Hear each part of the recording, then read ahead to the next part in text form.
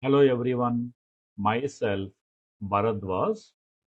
In this course, I will explain about Foundation Fieldbus Protocol.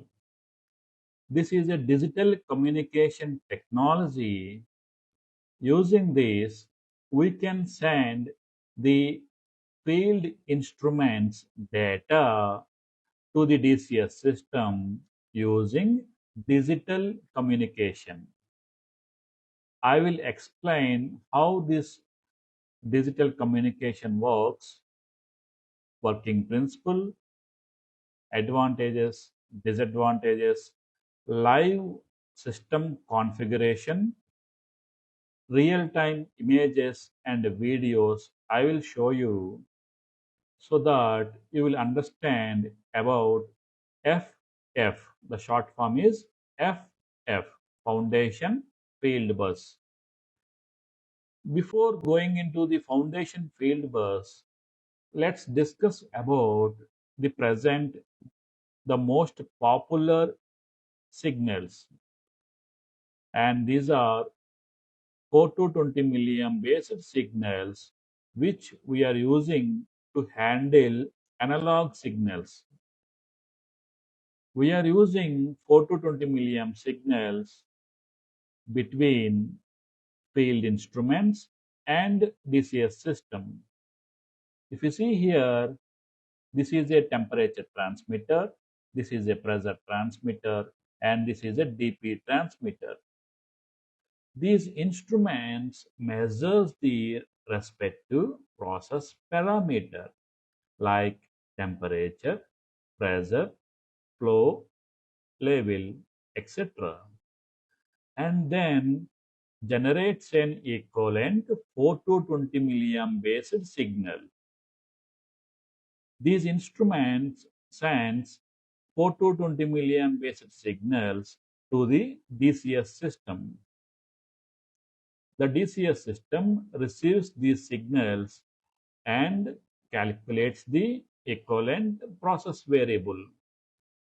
So these are the measurement signals which we are using in our control system. This is the very popular and industry standard. So let us see how this 4 to 20 milliamp signals works in a brief way. Okay, I will take one example. Let's say we have a tank and I want to measure this tank level. Then I need one level transmitter. This level transmitter measures the tank level and sends equivalent 4 to 20 milliamp based signal to the DCS system. This is the analog input. And then the DCS system updates this measurement to the operators on the computer screen, right? The communication between the DCS system and the computer, generally through Ethernet based network. We have some other protocols also available. Let's stick to the Ethernet communication. Let's say I have a tank level of 0%. There is no level in the tank. The level transmitter measures this tank level and generates equivalent current output. As the range starts from 4 to 20 milliampere, the minimum range is 4 milliampere and the maximum range is 20 milliampere. Right now, the tank level is 0%. That means it will send the minimum current output to the DCS system. What is the minimum output? It is 4 milliampere. And then DCS updates this tank level to the operator screen. Let's say the tank level increases to 25%. Then again, our transmitter calculates the tank level and sends equivalent current signal, which is 8 milliampere. Then DCS system updates the tank level, which is 25% to the operator graphics. Let's say tank level increased to 50%. The equivalent current signal is 12 milliampere. And then again DCS updates this tank level to the operator. Again tank level increased to 75%.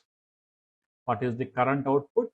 It is 16 milliampere current signal. And again DCS updates this reading to the operator. Let's say tank level reaches maximum level. What is the maximum current output? It is 20 milliampere. Again, the DCS receives this 20 milliampere and then calculates the tank level and updates to the operator. See, this is the popular and industry standard which we found in every industry. Now, this complete analog signals are handled using 4 to 20 milliamp based current signals. We are also using this 4 to 20 milliamp based current signals for the control valves or VFDs to control the motor speed. So analog inputs and analog outputs, these are mostly 4 to 20 milliamp based signals.